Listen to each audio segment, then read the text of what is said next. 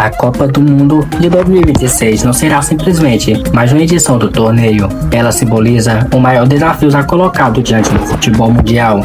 3 nações compartilham um palco. Um continente inteiro se converte em cenário. Dos prédios gigantes de Nova York aos abafados calor de Miami. Da altitude sufocante da cidade do México às temperaturas geladas de Toronto e Vancouver. O planeta se prepara para um evento jamais visto. Pela primeira vez, 48 seleções estarão reunidas na mesma Copa. Mais partida, mais desgaste físico, mais tensão acumulada. Mas, por trás de toda essa grandiosidade, existe uma dúvida que ninguém consegue responder com plena certeza. Um torneio tão extenso, tão exaustivo, tão imprevisível, quem de fato está preparado para levantar a taça? Algo claramente diferente em 2026. Desta vez, o debate não gira apenas em torno de seleções tradicionais. Existem potências e processos de reconstrução, novos talentos surgindo, gerações vivendo o auge e a camisa que carrega um peso quase lendário. 9 delas se colocam em evidência, 9 seleções que, por razões distintas, possuem chances reais de dominar o mundo. E a primeira constatação é simples e inquietante. Nenhuma favorita segue ilesa, todas carregam alguma fragilidade, uma rachadura pronta para se abrir no pior instante. Um fantasma que insiste em acompanhar o grupo. E é aqui que a narrativa ganha força, porque enquanto essas seleções se organizam para disputar o título mais importante do planeta, surge a pergunta que permanece sem resposta definitiva. O mais curioso é que essa resposta não aparece nos números, nem na lista de favorito. Ela surge quando a Copa começa de verdade, quando o jogo fica apertado, quando o tempo pesa e quando o detalhe separa a glória e o desastre esportivo.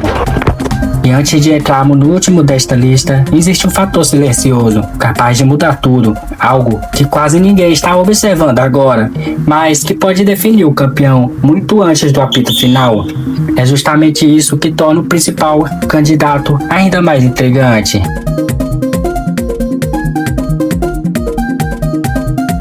O Brasil chegou em 2025, carregando marcas profundas.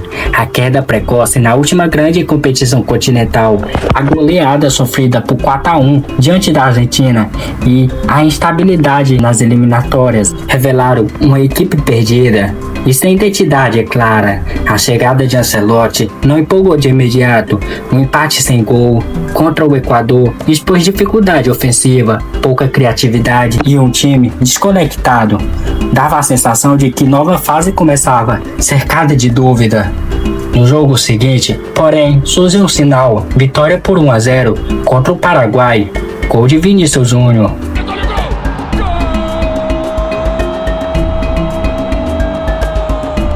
Vaga confirmada para a Copa. Mesmo assim, as interrogações continuaram.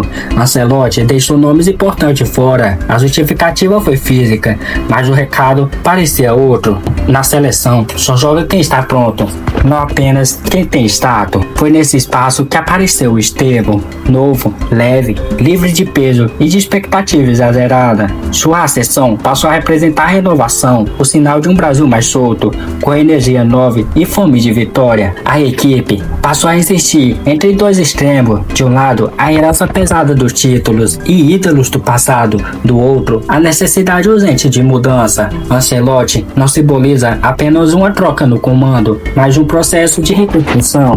Ele precisa equilibrar a cobrança por resultados imediatos com a tarefa de redefinir a identidade da seleção.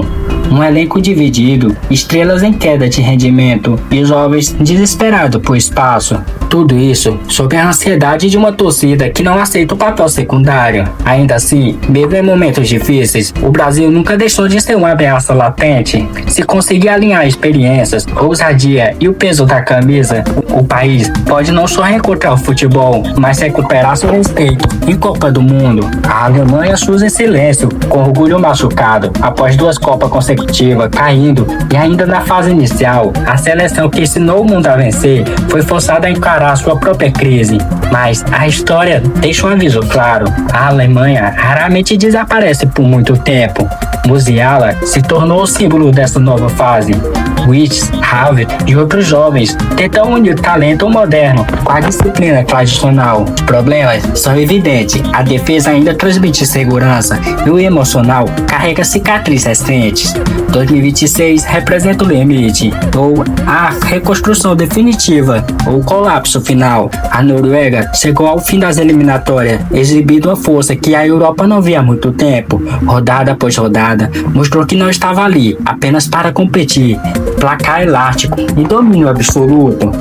No centro desse crescimento está Erling Haaland, o cometa. É mais do que um goleador, ele personifica uma nação desperta. Ao seu lado, Odegaard comanda, organiza e dita o ritmo. É uma seleção intensa, física e confiante, mas as limitações são claras. Pouca vivência em Copas, pouca experiência em jogos decisivos. Quando a pressão aumentar, a Noruega sustentará o sonho ou sentirá o peso de tentar algo inédito. Portugal chega em 2026, carregando lembranças, dor e responsabilidade. Essa pode ser a última Copa de Cristiano Ronaldo. Mesmo aos 40 anos, ele segue como símbolo, líder e lenda viva. O caminho até aqui foi marcado por uma perda devastadora. A morte de Diego Jota deixou uma ferida difícil de cicatrizar. Ainda assim, Portugal respondeu, conquistou a Nations League, resistiu, seguiu em frente.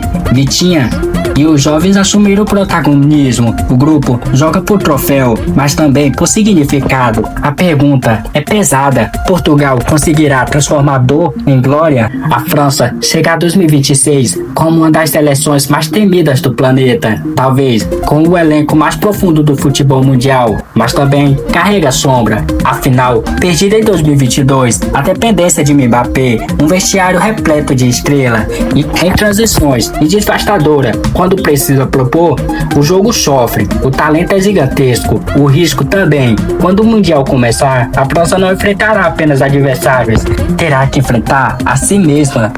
A Espanha retorna com identidade renovada, já não vive prisioneira do passado. Após a Euro de 2024, voltou a controlar partidas, a ditar ritmo e confiar no próprio jogo.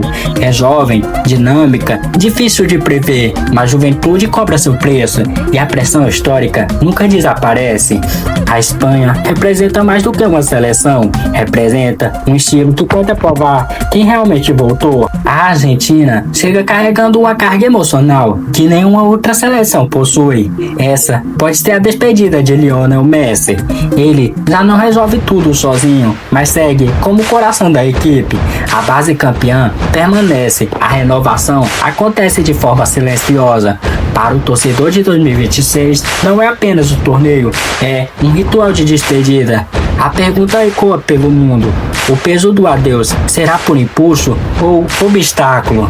A Inglaterra chega a 2026 com algo raro, o rótulo de favorita legítima, elenco no auge, identidade consolidada, resultados consistentes, mas existe uma sombra impossível de ignorar. 1966, décadas de frustrações, decisões perdidas e colapsos emocional. A Inglaterra joga uma nação inteira sobre os ombros. A questão é cruel. O jejum finalmente será quebrado ou o passado surgirá nos momentos decisivos? 9 seleções, 9 trajetórias e nenhuma garantia. Porque a Copa do Mundo não consagra o mais talentoso, consagra quem resiste. E aquele fator silencioso do início, viagem, clima, desgaste, quem compreender isso primeiro parte em vantagem.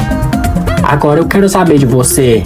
Quem é o verdadeiro favorito da Copa de 2026? Quem pode surpreender e quem vai cair antes do previsto? Comenta, porque essa Copa não vai perdoar ninguém.